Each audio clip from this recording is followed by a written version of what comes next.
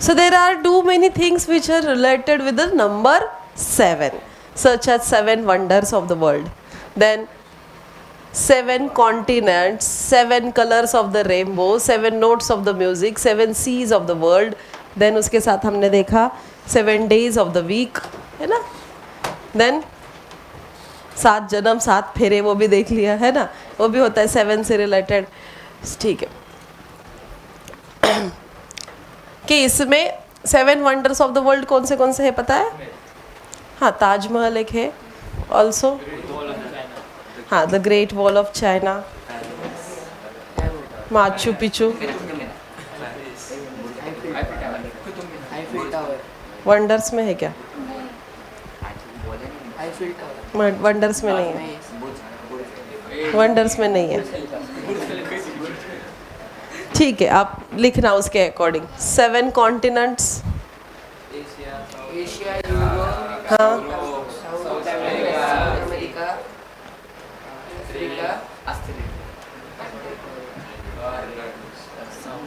7 continent, Antarctica, north Africa, ठीक है। 7 colours,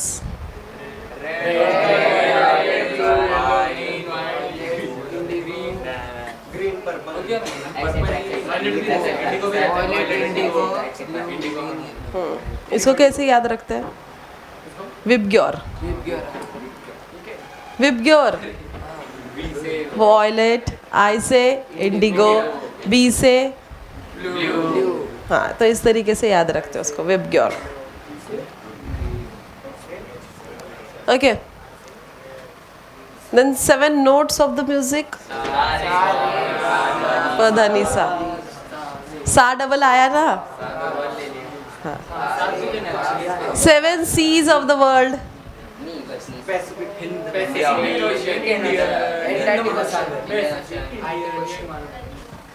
उसमें वो रेड सी, डेड सी, ये सब सीज आते हैं, okay.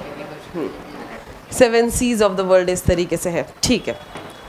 So life is often compared to many things, है ना, कि right down 7 things that life can be compared and justify the comparison. जैसे कि लाइफ को बहुत सारे चीज़ों के साथ कंपेयर किया जाता है और बताया जाता है, जैसे कि for example life is a keyboard, है ना, because if you press the right keys you have typed a good destiny. ऐसे और क्या आएगा? लाइफ इज अ रेस, अच्छा, यस, ठीक है, उधर से, अच्छा, life is a stage, everyone is a player, then act wisely, then life is like a mirror, है ना, whatever do you can see in it, है ना, ऐसे कुछ बोल सकते हो। और life is like an ice cream, enjoy it before it melts, और हाँ, life is a river, it always flows, then yes Ayush, हाँ, ठीक है, इस तरीके के लाइफ को हम जनरली रिलेट करते हैं ना किसी किसी के साथ, कोई अलग अलग थिंग्स के साथ, और बताते हैं कि लाइफ इसके तरह है, उसके तरह है ना। Match the approximate ages with the stages. अभी हम अलग अलग फेजेस में से जाते हैं, है ना, जैसे 0 to 1 होता है तो वो इन्फेंट कहा जाता है। इन्फेंट मतलब 0 to 1 एज जिसकी होती है, हाँ, बच्चा, बर्थ टू यहाँ 2 दिया है, हाँ, तो उसको इन्फेंट कहा जाता है। फिर उसके बाद बच्चा थोड़ा सा फिर बड़ा होगा, फिर उसका चाइल्डहुड होगा, है ना, जब वो क्रॉलिंग वगैरह करेंगे बच्चे, ओके। चाइल्डहुड के बाद कौन सा एज आता है? टीन एज, जैसे आप हो टीनेजर्स, है ना, 13 to टीनेजर्स में कंसिडर किया जाता है। देन उसके बाद 18 एंड अबव जो है अडल्ट में कंसिडर किया जाता है, अडल्टहुड। फिर उसके बाद 40-45 के ऊपर आता है मिडल एज, फिर मिडल एज 60 के ऊपर आता है ओल्ड एज, है ना, सीनियर, और फिर उसके बाद सुपर सीनियर सिटीजन, 80 के ऊपर सुपर सीनियर सिटीजन, है ना।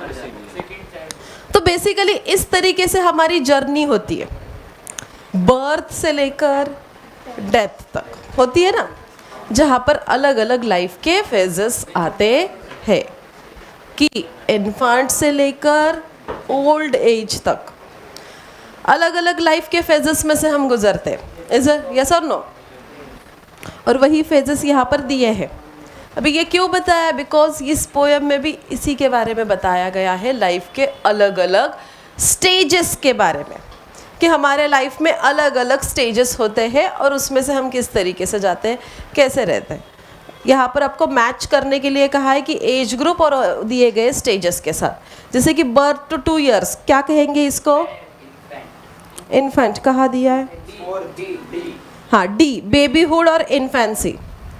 3 years to 12 years, it's childhood. हाँ, 13 to 17 years, टीनेज। 18 से अबव 44 तक, adulthood. Then above 45 to 60 years, middle age. 65 to 75 और 80 years, senior citizen. Okay, and above 80 years, old age और second childhood. तो इस तरीके से हमारे लाइफ के स्टेजेस होते हैं ना, कि हम इन्हीं फेजेस में से गुजरते हैं। अभी ये सब हमें क्यों बताया गया है? बिकॉज ये जो पोएम है, all the world's a stage, यहाँ पर पोएट विलियम शेक्सपियर हमें बता रहे कि ये जो लाइफ है ना, ये एक स्टेज की तरह, एक रंगमंच की तरह है। स्टेज कौन सा स्टेज? जहाँ पर लोग आते हैं, एक्ट, कलाकार आते हैं, एक्टर्स आते हैं और एक्ट करते हैं और निकल जाते हैं, है ना, वो वाला स्टेज। तो ये बिल्कुल उसी की तरह बोल रहे हैं कि ये ऑल द वर्ल्ड स्टेज, ये दुनिया एक रंगमंच की तरह है। यहाँ पर एक्टर्स, कलाकार जो है आते हैं, अपनी एक्ट करते हैं और चले जाते हैं। मतलब हम दुनिया में बर्थ लेते हैं, अपने पूरी लाइफ बिताते हैं, अपने लाइफ के अलग अलग स्टेजेस में अलग अलग तरीके के रोल निभाते हैं और हमारी डेथ हो जाती है, हम चले जाते हैं। होता है ना ऐसा? तो बिल्कुल यही बात उन्होंने इस पोएम के थ्रू बताई है। ओके, लेट्स सी, हम पोएम से लाइन बाय लाइन पोएम को समझ कर लेंगे क्या कहा है। All the world's a stage. So this poem is written by William Shakespeare. William Shakespeare, इनका जो पीरियड रहा है 1564 से लेकर 1616, इतना पुराना है ना। कितने साल हो गए? 400 450 साल हो गए, है ना। उतने पुराने ये राइटर, ये पोएट है, और अभी भी उनके पोएम्स, अभी भी उनके नॉवेल्स, अभी भी उनकी राइटिंग्स चल रही है। क्यों? बिकॉज उतना अच्छा उन्होंने लिखा था, उतने बेहतरीन वो लिखते थे, है ना। और इतनी उनकी राइटिंग इतनी बेस्ट थी, इसीलिए उनको इस नेशनल पोएट, इंग्लैंड का नेशनल पोएट या बार्ड ऑफ एवन भी कहा जाता था। ओके, उनके पोएम्स, उन्होंने कई सारे नॉवेल्स लिखे। उनके फेमस नॉवेल्स पता होंगे आपको कुछ?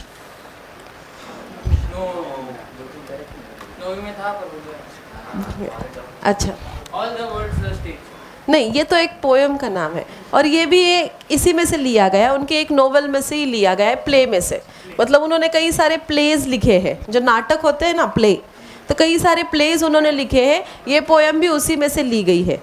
एज यू लाइक इट नाम का एक प्ले है, उसमें से ये पोएम ली गई है, all the world's a stage.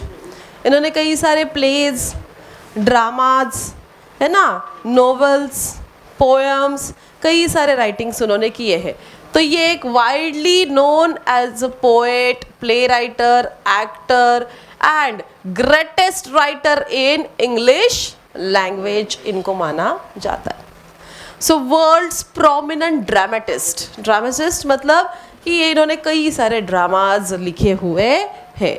He is often called as England's national poet and the bard of Avon करके उनको बुलाया जाता है, because of the great work he contributed in the English literature. That's why उन्होंने कई सारे poems वगैरह लिखे हैं. That's why उनको Bard of Avon कहा गया है. चलो अभी ये poem किस बारे में है? All the World's a Stage. This poem is taken from his play As You Like It. अभी ये सब कुछ हमारे लिए important क्यों है? Because जब हम appreciation लिखते हैं तो आपको ये points use करने हैं. जब आप appreciation लिखोगे ना तो उसमें से ये points आपको डालने हैं. That's why important है. देखो हाँ, तो उनका ये पोएम कहाँ से ली गई है? तो आप appreciation में mention कर सकते हो कि all the world stage, this poem is written by a very famous great poet William Shakespeare. हाँ, this poem has taken from the play As You Like It. Okay, अभी यहाँ इस पोएम में बताया क्या गया है? Where he compares the world to a stage.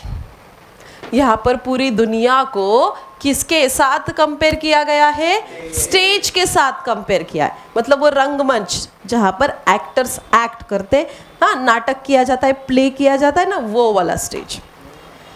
तो वर्ल्ड को किसके साथ कंपेयर किया है? स्टेज के साथ कंपेयर किया है. And where drama of human life is enacted.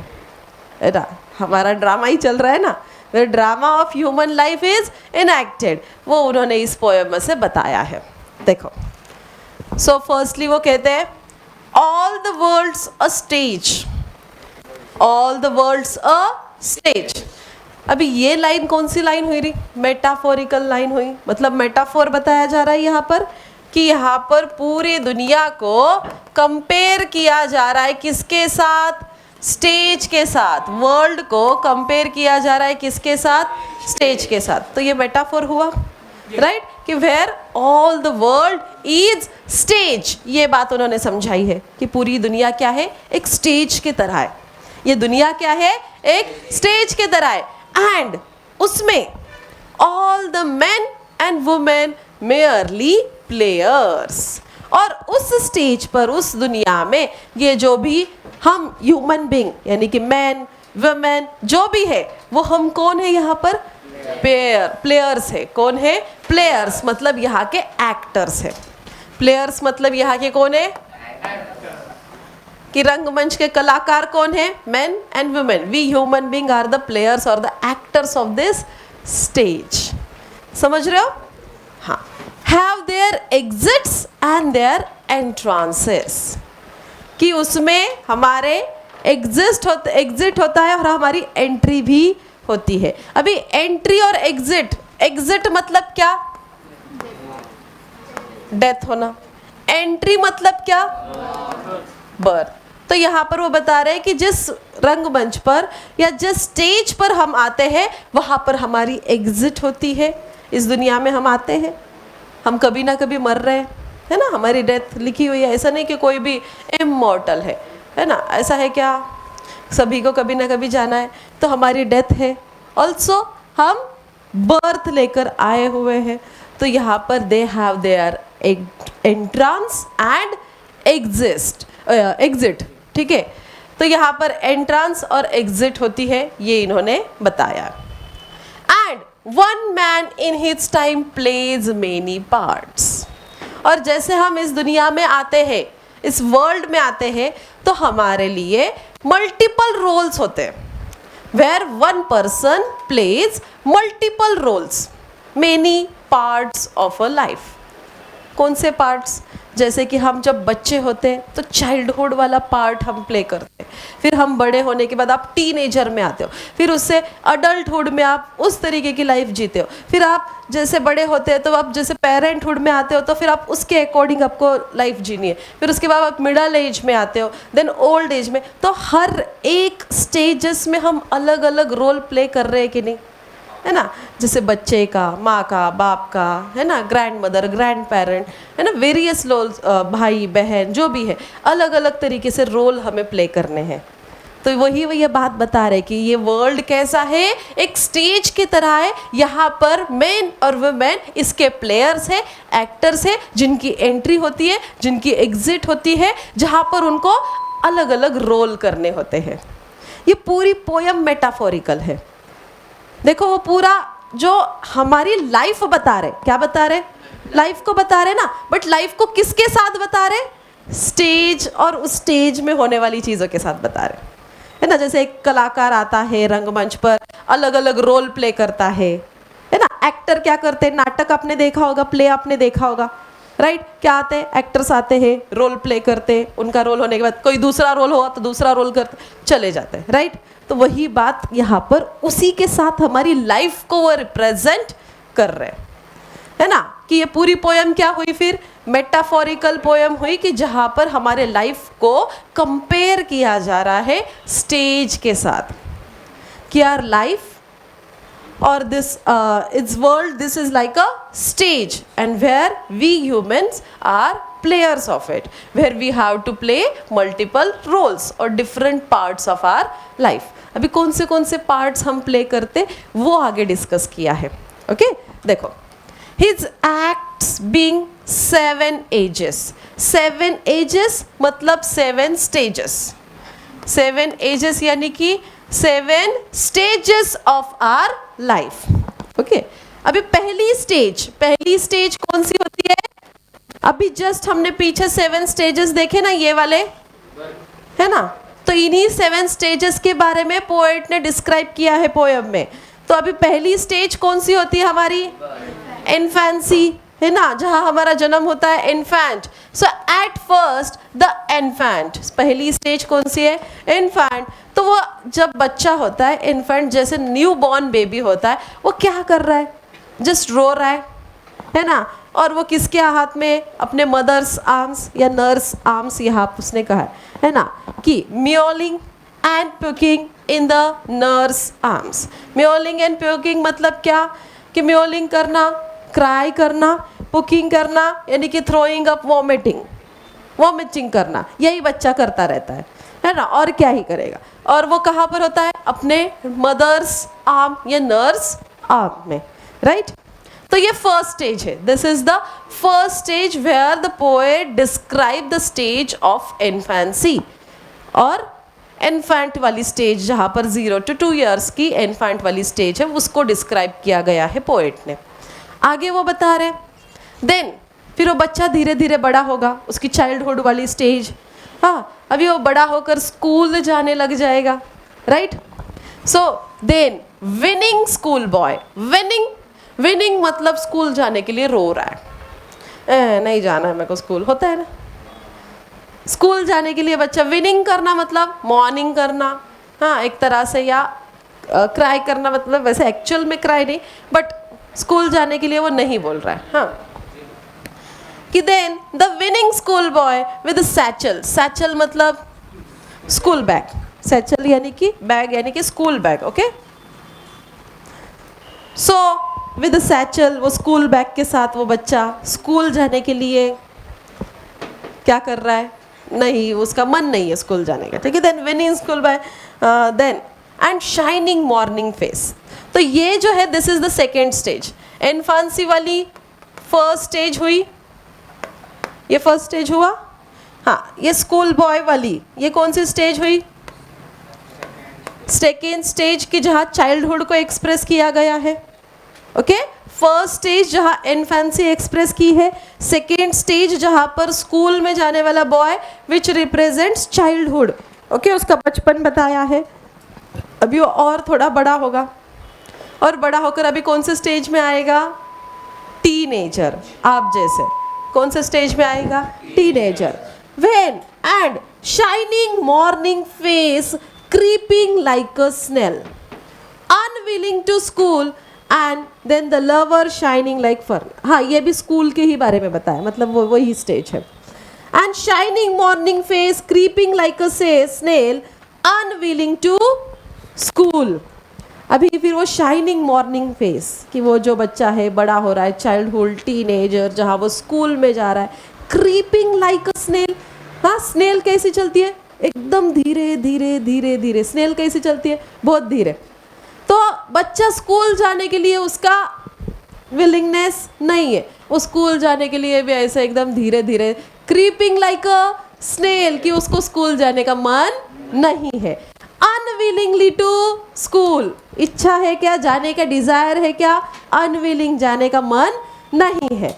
ठीक है, ये भी अगेन चाइल्डहुड टीनेज के बारे में यहाँ पर बताया गया है। आ रहा है ध्यान में? अभी यहाँ पर क्रीपिंग लाइक अ स्नेल, अभी लाइक वर्ड यूज करते हुए कंपैरिजन करना कौन सी फिगर ऑफ स्पीच होती है? सिमिली। तो ये सिमिली यहाँ पर आई है। ओके, और भी बहुत सारे, हम एंड में वापस सारे फिगर्स ऑफ स्पीच डिस्कस करेंगे, बट अभी जैसे जैसे याद आ रहा है वैसे वैसे करते हैं आगे। देन नेक्स्ट, फिर और बड़ा हो गया, and then the lover sighing like a furnace, okay, and then a lover, अभी adulthood में आया है। okay, अभी वो कौन बना रहे? lover। कौन बना? lover, है ना? sighing like a furnace with a woeful ballad, woeful ballad। अभी woeful ballad मतलब sad poems और song, प्यार में डूबा हुआ है ना? Sad poem, song, and saying like a furnace. Furnace पता है ना आपको? मतलब भट्टी होती है ना, फर्नेस। तो वो बिल्कुल वैसा उसके अंदर उसकी फीलिंग्स आ रही है कि sighing like a furnace, and sorrowfulness उसका है यहाँ पर डिस्क्राइब किया गया है कि is a lover boy, okay, with a feelings, he is expressing the sad poems और सैड सॉन्ग वहाँ पर वो गा रहा है। तो ये अलग एक स्टेज हुई है ना, अडल्टहुड, टीनेज अडल्टहुड यहाँ बताया है। Then made to his mistress eyebrow, made to his mistress eyebrow मतलब अपने मिस्ट्रेस को देखकर, made to his mistress eyebrow, कि वहाँ पर वो सैड पोएम्स गाने गा रहा है, किसके लिए? अपने मिस्ट्रेस के लिए। ठीक है, देन अ सोल्जर, उसके बाद कौन सी स्टेज आ रही है? सोल्जर वाली, कि जहाँ पर वो अभी यंग है ना, कि मैं then a soldier full of strange oaths and bearded like a pard. Okay, तो वो फुल ऑफ स्ट्रेंथ उसके पास है, ओके, फुल स्ट्रॉन्ग है, और अंदर जो जवानी का जोश बोलते हैं ना, एकदम कुछ भी कहा है चलो देख लेंगे ऐसा वाला, कि वो soldier full of strange oaths, अलग अलग उसने गोल्स बनाकर रखे हैं और उसके लिए शपथ ले रखी है। Bearded like a pard, okay, कि पार्ड मतलब किसे कहा है यहाँ पर? लेपर्ड को पार्ड कहा है, कि बियर्ड्स है उसके, और यहाँ पर वो यंग यूथ को रिप्रेजेंट कर रहा है, कि उनके अंदर वो जवानी का जोश या खून होता है ना, कि कुछ भी हुआ तो रेडी है करने के लिए, है ना? किसने क्या बोला, चल देखते हैं, ऐसे ऐसे वाला यहाँ पर उसकी फीलिंग्स यहाँ पर डिस्क्राइब की गई है। बताया है कि bearded like a pard, soldier full of strange oaths, इस तरीके से। देन आगे, jealous in honour, sudden and quick in quarrel, seeking the bubble reputation. अभी ये जो एज ग्रुप होता है ना, ये वाली जो स्टेज है, यहाँ पर जनरली क्या होता है?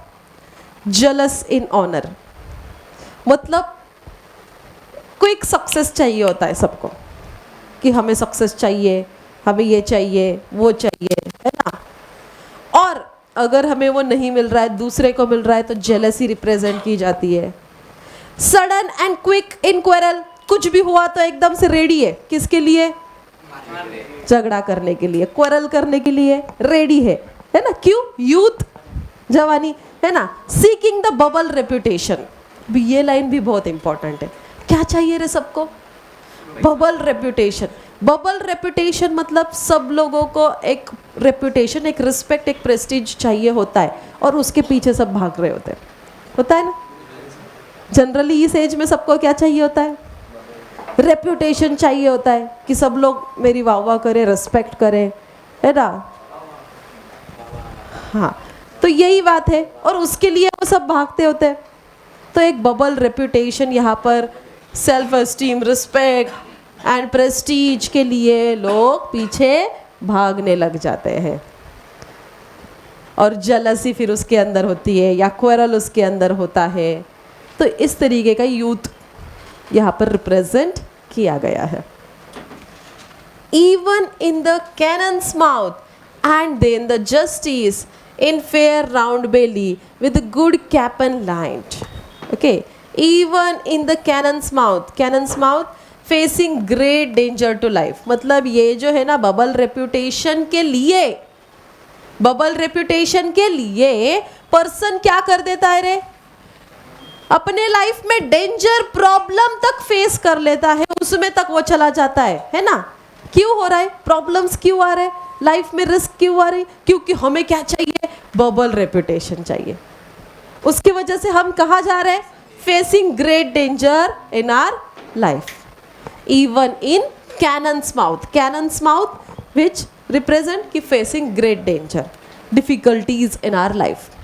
ये यहाँ पर स्टेज होती है पूरी। फिर आगे दूसरी स्टेज आती है, अभी यूथ वाली स्टेज हो गई, अभी आगे मिडल एज वाली स्टेज आ रही है। देखो, and then the justice in fair round belly with a good cap and line.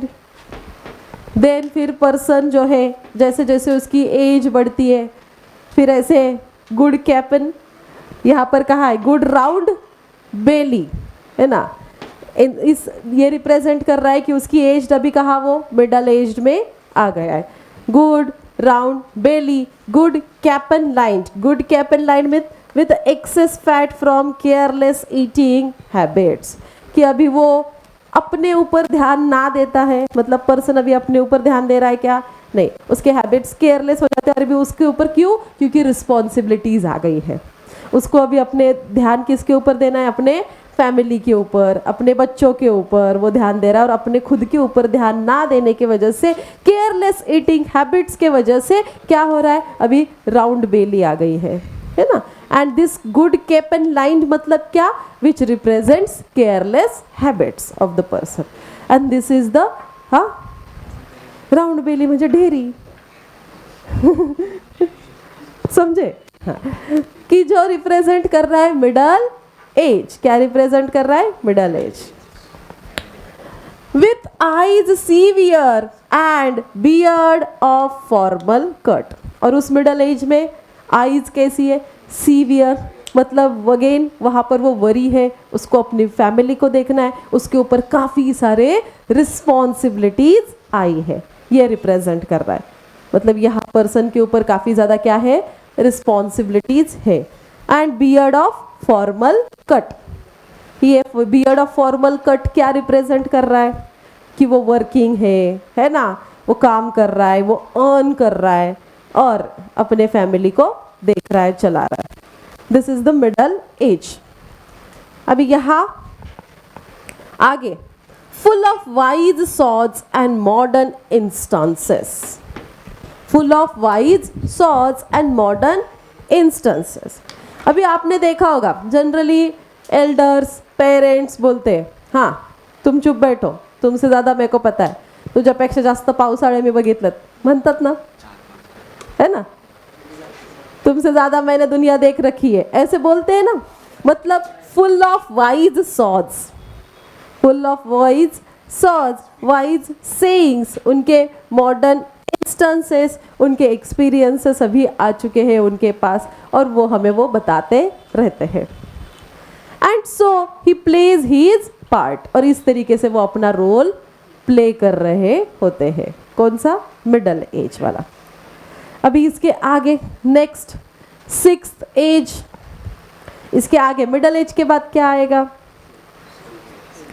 Middle age के बाद क्या आएगा, 6th एज कौन सी, ओल्ड एज में आएंगे ना, हाँ सीनियर से, हाँ elderly person, yes. So 6th age shift into lean and slippered pantaloons. अभी वो रिटायर हो गए, है ना, मतलब अभी हमारे रिस्पॉन्सिबिलिटीज कम हो गई, अभी 60 के ऊपर उनकी एज हो रही है, अभी वो घर में क्या कर रहे हैं, आराम कर रहे हैं, कि wear into lean and slippered pantaloons, कि ढीले ढाले कपड़े पहनकर आरामदायक, जिससे रिप्रेजेंट हो रहा है कि अभी उनकी रिस्पॉन्सिबिलिटीज कम हो गई है और एज बढ़ गई है, right. With a spectacle on nose, अभी चश्मा आ चुका है, एंड पाउच ऑन साइड और बाजू में एक पाउच। अभी के ज़माने में नहीं, लेकिन पहले आपने देखा होगा कि कहा जाता था आजीबाईचा बटवा। सुना आपने? आजीबाईचा बटवा नहीं सुना? मॉडर्न बच्चे। ओके। अरे जो पहले के इसमें क्या होता था, बूढ़े लोग जो होते थे, अज्जी आजोबा, है ना, तो वो उनके पास अपना एक पाउच रखते थे और उस पाउच में सारी यूजफुल चीज़ें होती थी। इवन कभी कभी कुछ खाने को भी उस पाउच में रहता था। तो यूजफुल चीज़ें उस पाउच को बटवा बोलते, मराठीत म्हणतात, मग त्याला म्हणतात आजीबाईचा बटवा। आधीच्या लोकांकडे असायचा। आप पूछो अपने पेरेंट्स को, आपको नहीं पता, खूप रेअर असतात, काही कडेच असतात। आहे तुमच्या आजीकडे काय काय ठेवते आजी त्याच्यात? हां हां, हे असलं सगळ्या गोष्टी काय पण ठेवतात आजीबाई। मग त्याच्यात ते लवंग खायला ठेवतात, इलायची ठेवतात, है ना। तुम्ही बघा कधी, अभी आप ठीक है, आप आपके ग्रैंड पेरेंट्स के साथ रहते हो, कोई रहता है? कैसे कैसे समझेगा, जो रहता है उनको पता होगा। हाँ, मग त्याच्यामध्ये खायला मनुके, कधी बदाम, कधी काजू, पैसे असतात, मग त्याच्यात पिना असतात, अलग अलग चीज़ें वो रखते और ऐसे कभी भी कुछ मांगा तो ऐसे निकाल के देते थे। सो उसको बोलते हैं आजी भाई सब। ठीक है, वही बात चल रही है यहाँ पर कि with a spectacle on nose and pouch on side, कि ये रिप्रेजेंट कर रहा है ओल्ड एज। क्या रिप्रेजेंट कर रहा है? Old age. कि he is youthful hose well saved a world too wide. Youthful hose मतलब क्या? Close fitting covering for legs, close fitting covering for legs. Youthful hose well saved a world too wide. कि अभी हाथ पैर जो है दर्द करने लग जाते हैं, है ना, और हमें फिर कुछ पट्टी बांध, कुछ ये कर, है ना। Youthful hose, cloth fitting covering for legs हमें यूज करने पड़ते हैं कहाँ पर? ओल्ड एज में। Well saved a world too wide. For his shrunk shank, shrunk shank मतलब क्या होता है? बॉडी का ये वाला जो पार्ट है ना, उसको शैंक बोलते हैं। जो हमारे पैरों के इधर वाला जो पार्ट है उसको शैंक कहते हैं। ठीक है, लेग्स का जो पार्ट रहेगा, नी एंड एंकल के बीच का ये जो पार्ट रहेगा उसको शैंक कहते हैं। तो अभी एज होने की वजह से, ओल्ड एज होने की वजह से, एल्डरली एज में क्या हो रहा है कि पैर कांपने लग जाते, कांपते, है ना। कि फॉर हिज श्रंक शैंक, क्या कहा है उसको? श्रंक, पैर कांपने लग जाते हैं। And his big manly voice, अभी वॉइस भी कैसे आती है? Big manly voice. अभी वो चेंज हो रही है ना। वो बूढ़े लोगों की वॉइस कैसे आ रही है? इस काइंड ऑफ वैसे वॉइस हो जाती है। देन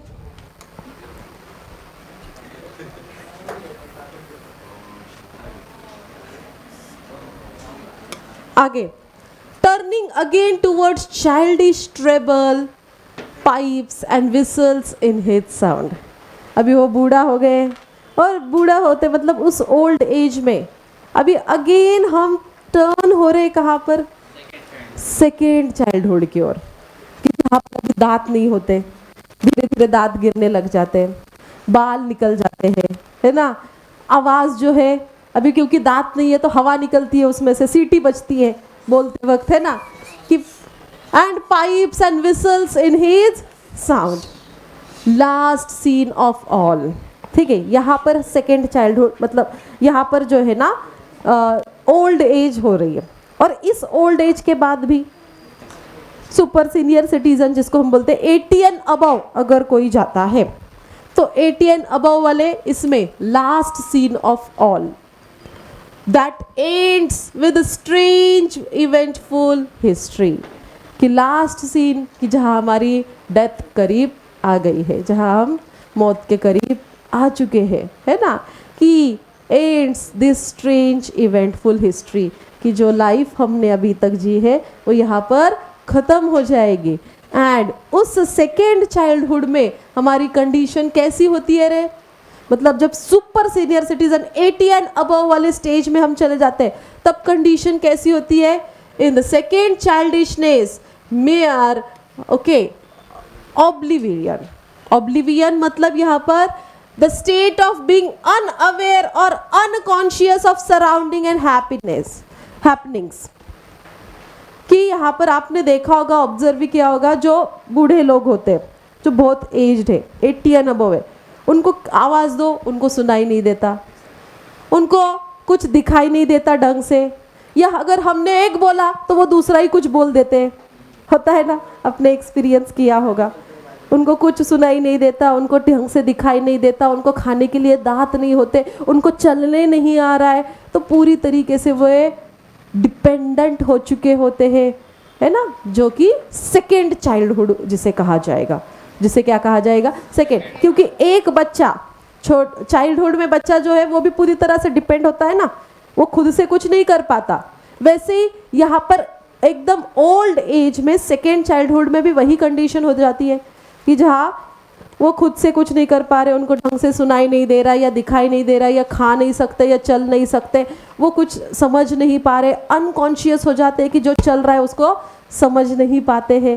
तो this is the second childhood कि वेयर सैंस टीथ, सैंस मतलब विदाउट, टीथ नहीं है, दांत है नहीं है, सैंस आइज दिखाई नहीं दे रहा है, सैंस टेस्ट कुछ खाया तो कुछ टेस्ट ही नहीं, समझ में नहीं आता कि क्या खाया क्या नहीं, टेस्ट नहीं हो रहती, सैंस एवरीथिंग, क्या चल रहा है क्या हो रहा है कुछ समझ में नहीं आता, without everything, this is the second childhood. Okay, तो यहाँ पर कैसे जर्नी दिखाई है देखो, शुरू से मतलब बर्थ से लेकर डेथ तक हम हमारे लाइफ में कैसे अलग अलग रोल्स प्ले करते हैं ना, इन्फेंट से लेकर फिर वो म्यूलिंग और प्यूकिंग का रोल हो, फिर आगे जाकर स्कूल बॉय वाला रोल हो, आगे जाकर लवर वाला रोल हो, उसके आगे जाकर फिर यूथफुल, है ना, यंग सोल्जर बन जाते हैं हम, लाइक अ पार्ड के तरह, लेपर्ड के तरह बियर्ड होते हैं और सोल्जर स्ट्रॉन्ग बनते हैं। फिर उसके बाद हम आते हैं कि हमारे ऊपर रिस्पॉन्सिबिलिटीज़ आती है हमारे फैमिली की, एक मिडल एज में हम जाते हैं। मिडल एज के बाद फिर हम रिटायरमेंट वाले एज में, मतलब 60 एंड अबव वाले एज में जाते हैं, जहाँ पर हम रिलैक्स फील कर रहे हैं ना, लूज पेंटालून्स एंड ऑल। देन उसके बाद जो हमारा आएगा सेकेंड चाइल्डहुड, जहाँ पर कंडीशन बिल्कुल सेकेंड चाइल्डहुड में कुछ भी रहता नहीं है, सैंस एवरीथिंग ऐसे हो जाता है। तो इस तरीके से यहाँ पर सारे स्टेजेस डिस्क्राइब किए गए हैं। And here poet described all the 7 stages of life. कितने स्टेजेस डिस्क्राइब किए? देखो कौन से 7 स्टेजेस है हम समझ कर लेंगे। हाँ, पहली स्टेज कौन सी है? इन्फेंट वाली फर्स्ट स्टेज है। स्कूल बॉय कहा गया, स्कूल बॉय, स्कूल बॉय वाली कौन सी स्टेज है? Infancy the first stage, childhood is the second stage, then lover this the teenager stage, okay, third stage, soldier is the fourth stage, then middle age कहा गया, हाँ, round belly कैपल, हाँ, this is the 5th stage where middle age is represent. Middle age के बाद 6th stage कौन सी आ रही है? Old as. हाँ, अभी ओल्ड एज और फिर आता है सेकेंड चाइल्डहुड, मतलब पहले 60 एंड अबव और सेकेंड चाइल्डहुड में 80 और ऊपर से, मतलब और ज़्यादा एज हो जाना। So this is the 6th stage where poet represents the old age and this one is the 7th stage of life. So such there are 7 stages of life यहाँ पर हमें विलियम शेक्सपियर ने represent किए हैं। और इन्हीं सारे stages को वो किसके तरह रिप्रेजेंट कर रहे हैं? एज अ प्लेयर्स के तरह, कि वो बता रहे हैं कि ये दुनिया, ये वर्ल्ड जो है ना, ये एक स्टेज है और हम ह्यूमन इसके प्लेयर्स है, एक्टर्स है। हम आते हैं, हम जन्म लेते हैं, हम हमारे अलग अलग रोल प्ले करते हैं ना। तो वो इन्फेंट का हो, चाइल्डहुड का हो, मिडल एज का हो, है ना, उसके बाद यूथ, चाइल्डहुड के बाद टीन एजर हो, यूथ हो, मिडल एज हो, ओल्ड एज और सेकेंड चाइल्डहुड। तो ऐसे अलग अलग रोल, अलग अलग पार्ट्स ऑफ लाइफ हम प्ले करते हैं कि वेयर, यहाँ पर कहा है ना, a man in his time plays many parts, अलग अलग पार्ट्स प्ले करते और हम निकल जाते हैं, हमारी एग्जिट हो जाती है। सो बेसिकली पूरी तरह से लाइफ को रिप्रेजेंट किया है, लाइफ बता दी ना पूरी। आपको ऐसे पिक्चर बन गया दिमाग में कि जन्म हुआ, बड़े हुए, है ना, ऐसे पूरा, फिर ऐसे ऐसे ऐसे करते करते पूरा बूढ़े तक। तो ये उन्होंने पूरी लाइफ को कंपेयर करते हुए बताया है, किसके साथ? स्टेज के साथ। किसके साथ? स्टेज। तो वैसे पूरी पोयम ही क्या है? मेटाफोरिकल पोयम है। आई होप यू अंडरस्टूड, समझ में आई है सभी को? सारे वर्ड्स वगैरह, सारे मीनिंग्स क्लियर हुए? हाँ। अभी इस पोयम में कौन से फिगर्स ऑफ स्पीच आए हैं वो समझ कर लेते हैं हम लोग, ठीक है? या पोएटिक डिवाइसेस कौन से आए वो ध्यान में लेंगे। पहली ही लाइन क्या है? पहली ही लाइन मेटाफोर है। और एग्जिट एंड एंट्रेंस, देखो एक ही लाइन में जब टू अपोजिट आइडियाज एक्सप्रेस किए गए हैं, इसको क्या बोलते हैं?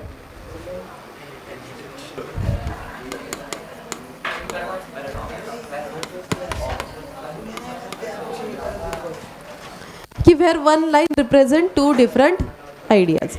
यहाँ पर एग्जिट भी कहा। इसको और एक वर्ड है, सिंपल, में कोई याद क्यों नहीं आ रहा है, ठीक है?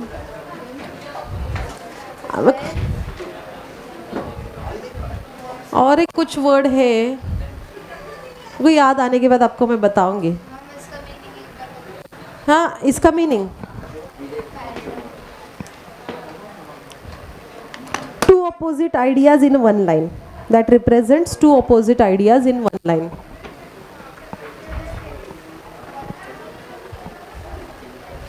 ओके, ठीक है। ऑल्सो इसमें एलिट्रेशन भी आया है ना? ये लाइन में ई वाला साउंड रिप्रेजेंट हो रहा है, तो ये एलिट्रेशन भी हुआ। ऑल्सो यहाँ पर हमने एक सिमिली निकाला था ना, कहा गया simile, creeping like a snail, तो ये क्या हुआ? सिमिली हुआ। डायरेक्ट कंपैरिजन हुआ है एज और लाइक के साथ। हाँ, bearded like a pard is also simile. और किधर है? Sighing like a furnace, simile. Metaphor भी काफी सारे हैं, देखो मेटाफोर, ये quick quarrel, quick quarrel, this is alliteration, on नहीं, पूरा वर्ड आना चाहिए। इसमें कौन से फिगर्स ऑफ स्पीच कहे हैं?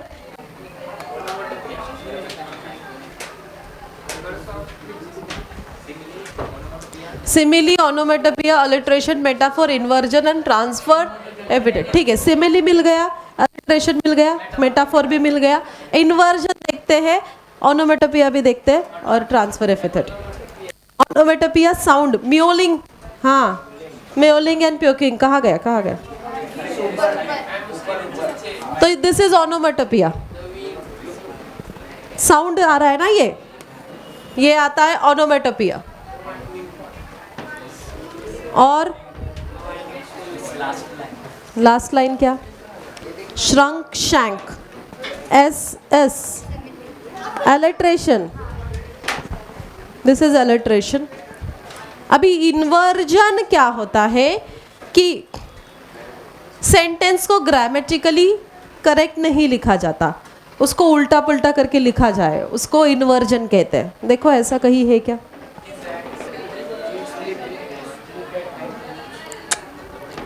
क्योंकि ये तो पूरा सेंटेंस बन रहा है ना, जहाँ सेंटेंस उसको। और ट्रांसफर एपिथेट क्या होता है कि जहाँ पर कोई नाउन को चेंज करके लिखा गया है, कोई वर्ड को चेंज करके लिखा जाता है, उसको ट्रांसफर्ड एपिथेट बोलते हैं।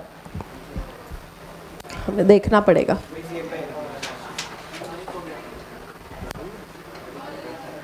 ये सेंस इज द रिपीटेशन, यहाँ पर पूरा वर्ड सेंस रिपीट हो रहा है, तो दिस इज रिपीटेशन। देखो इसमें एलिट्रेशन कहाँ कहाँ आया है? Youthful hose well saved a world too wide, कि W sound is repeated. Shrunk shank alliteration. Turning against towards the child is treble alliteration where T sound is repeated. Sans repetition where sans word is repeated. Creeping like a snail, soldier bearded like a part is the simile. हाँ, then winning schoolboy, winning schoolboy and sighing like furnace, sigh करना और winning मतलब morning करना, ऐसे morning करना, okay. तो उसको onomatopoeia कहा गया है। क्या? ओनोमेटोपिया। विनिंग स्कूल बॉय वाली लाइन और साइंग लाइक फर्नेस नोट करके रखो। एलिट्रेशन में दे हैव एग्जिट्स एंड एंट्रांसेस, हाँ वो तो हमने डिस्कस किया। मेटाफोर में ऑल द वर्ल्ड स्टेज और main and women merely players, वो भी मेटाफोर है। एग्जिट एंड एंट्रांस भी मेटाफोर है। हाँ अच्छा, इन्वर्जन में लिखो His acts being 7 ages. His acts being 7 ages. हाँ, और with eyes severe and beard a formal cut. With eyes ये inversion है।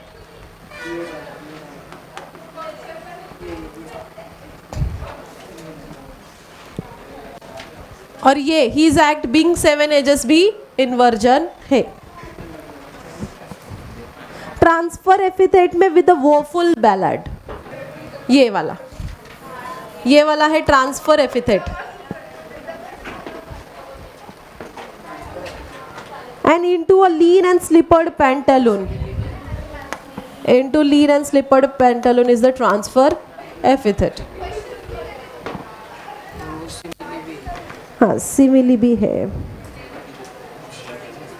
चलो आए सारे फिगर्स ऑफ स्पीच ध्यान में इसके। अच्छा, इस पोएम को कोई राइम स्कीम है क्या? नो।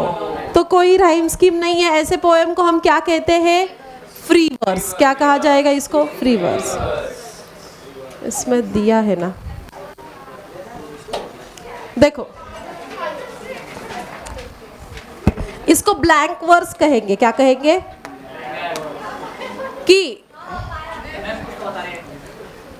कि rhyme scheme in the poem, कि अगर आप इसको where the mind is without fear, ये जो हमने पोएम सीखी थी ना, कि where Tagore's poem has no steady rhythm, it's called as free verse, but the Shakespeare's poem has a steady rhythm of 5 beats in each. ये आप एप्रिसिएशन में नोट करोगे कि in this poem Shakespeare, in this poem of Shakespeare कि where क्या है? lines with a steady rhythms of 5 beats in each, कि हर एक 5 लाइन के मतलब उसमें स्टेडी रिदम दिया है। ऑल्दो इसमें कोई राइम स्कीम नहीं है, बट स्टेडी रिदम है, इसलिए इसको ब्लैंक वर्स कहा जाएगा। इसलिए इसको क्या कहा जाएगा? Blank verse. तो ये पोएम कौन सी है? इट्स अ ब्लैंक वर्स, कि no rhyme scheme but uniformity in a rhythm, कि रिदम में यूनिफॉर्मिटी है, इसलिए ब्लैंक वर्स कहा जाएगा। समझे? हाँ। बाकी क्वेश्चन आंसर्स फिर हम अगले इसमें डिस्कस करें, या करोगे आप लोग? हाँ, कि यहाँ स्टेजेस को आपको बताना है, कौन से रोल्स है हमारे, और उस रोल के क्या क्या एक्शंस या क्या क्वालिटीज़ है वो रिप्रेजेंट करना है। यहाँ पर स्टेजेस कंपेयर करते हुए बताना है उनके बीच का डिफरेंस।